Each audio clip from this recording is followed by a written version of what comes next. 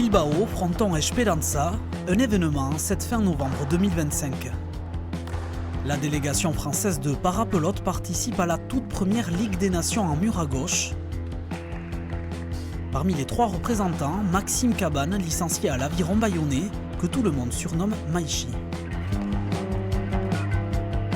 C'est hyper important pour moi parce que la pelote, c'est le sport que je pratique vraiment depuis tout petit. C'est mon tout premier sport, donc voilà, le fait de pouvoir le repratiquer en fauteuil roulant, c'est vraiment génial. On a débuté ça en 2016 et là on continue d'année en année, on progresse. Et puis voilà, on se retrouve sur une compétition internationale vraiment intégrée dans cette équipe de France avec les autres disciplines valides. Donc c'est vraiment génial et c'est que du bonheur, quoi. Il vaut mieux que tu sois à l'extérieur. Tu auras plus le temps ici, mais t'enfermes pas dedans. Okay. Dès que c'est à eux de taper à l'arrière, tu réavances, tu fais le tour pour te préparer à la carambole. Et c'est bien parce qu'il va te bloquer tout le temps. La discipline se joue avec un paletone et une balle en gomme légère. 2 rebonds sont autorisés.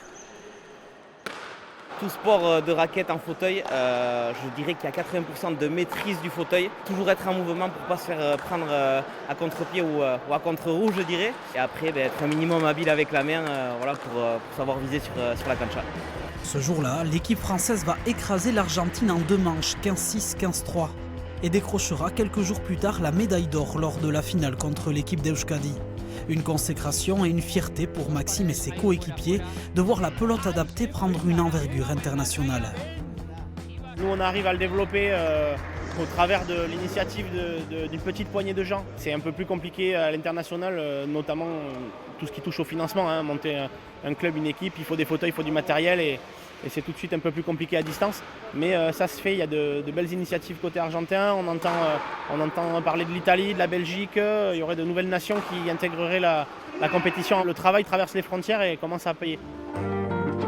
Originaire de l'Arceveau, Maxime, 32 ans, a vu sa vie basculer à l'âge de 18 ans lorsqu'un accident de la route lui a fait perdre l'usage de ses jambes. Une rencontre sera alors déterminante. Ça va ? À la clinique Marienia à Cambo, il se lie d'amitié avec l'un des rééducateurs du centre. Michel Garcia va l'initier à l'activité physique adaptée, malgré ses réticences. Pour lui, c'était pas vraiment du sport. Il avait du mal d'avoir ce petit déclic en fait pour imaginer le sport en fauteuil. Et à un moment, il a craqué. Voilà, j'ai eu à l'usure. Et on a passé un moment qui était incroyable, cette première séance de sport. Où là, vraiment, on a mis en place des activités en fauteuil, de maniement, d'opposition, du badminton, du basket. Et ça a été un peu le coup de foudre pour lui. C'était le petit déclic où il a vu son corps autrement. Il s'est rendu compte qu'il pouvait être aussi compétiteur. Je suis resté 7 mois et demi en réduc. Et à force de tourner en rond dans le centre, j'en ai fait plein de fois le tour. Donc je me suis dit, bon, allez, je vais changer mon quotidien et allez, je vais aller peut-être découvrir autre chose. Donc c'est parti comme ça. Et au final, dès que je me suis mis sur le fauteuil de sport, j'ai vu que je pouvais aller plus vite, tourner mieux, aller à fond. Michel a réalisé un film sur le parcours de Maxime, Oreka, l'équilibre en basque.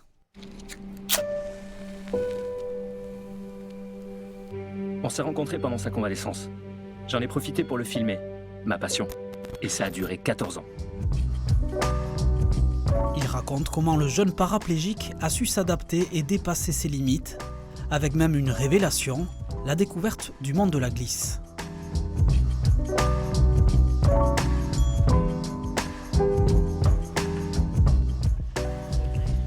Le surf n'est pourtant pas forcément le sport le plus accessible pour les personnes en situation de handicap. Les amis de Maxime et ses entraîneurs le portent jusqu'à l'eau, soit sur leurs épaules, soit à l'aide d'un hippocampe, un fauteuil roulant sur le sable.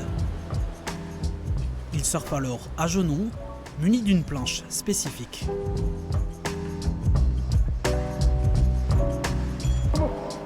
J'ai ce qu'on appelle un e-board, c'est une planche exprès pour surfer à genoux. La spécificité, c'est juste qu'elle est à peine un peu plus large qu'une planche de valide d'un gars qui surfe debout. Et j'ai les dérives à peine un peu plus avancées pour avoir un point de pivot juste sous mes fesses pour pouvoir tourner plus facilement avec le peu d'appui que j'ai. Voilà. Depuis ses premières vagues surfées en 2013, Maxime n'a eu de cesse de performer. À son palmarès, 5 titres de champion de France dans sa catégorie et 3 titres de champion du monde par équipe. Un parcours exemplaire pour ses entraîneurs qui ont à cœur de développer le parasurf. Je pense qu'il y a encore beaucoup de personnes en situation de handicap qui se disent c'est pas forcément un sport pour moi, alors qu'en vérité, Il y a plein de conditions différentes, c'est l'océan, ça change tous les jours. On a le matos, on a les gens motivés pour pouvoir aller à l'eau. Il faudrait toujours un petit peu plus de moyens matériels, un petit peu plus de moyens humains. Mais avec ce qu'on a aujourd'hui, on se débrouille déjà très bien. Aujourd'hui sportif de haut niveau, Maxime a également créé une association pour sensibiliser le public au handicap.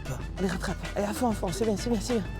Ce matin-là, retour à l'école de son enfance pour inviter les élèves à se mettre en situation. Allez, ça monte ou quoi? Hein? Allez. On a fait des slaloms, marche arrière, marche avant. C'est un peu dur, mais pour lui, il a beaucoup d'entraînement. Vivre le handicap, peut-être changer le regard par rapport au handicap. C'est vrai qu'on s'imaginait que ça allait être très triste pour certains élèves, ça allait être difficile, ça l'est, mais voilà, on change le point de vue de la tolérance, on travaille plein de petites choses. Ou en fauteuil, on peut faire plein de sports. Une initiation suivie d'un temps d'échange en classe.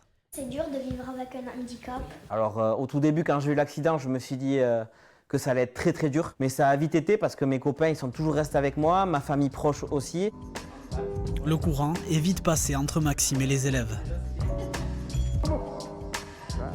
C'est ma première médaille depuis 10 ans que je suis en équipe de France aux mondiaux. C'est la médaille de cuivre, c'est pas la médaille de bronze, c'est la 4e place. Il a fait un super parcours et voilà, il a un mental de fou et très fier de lui. Il fait plus de choses qu'un valide même.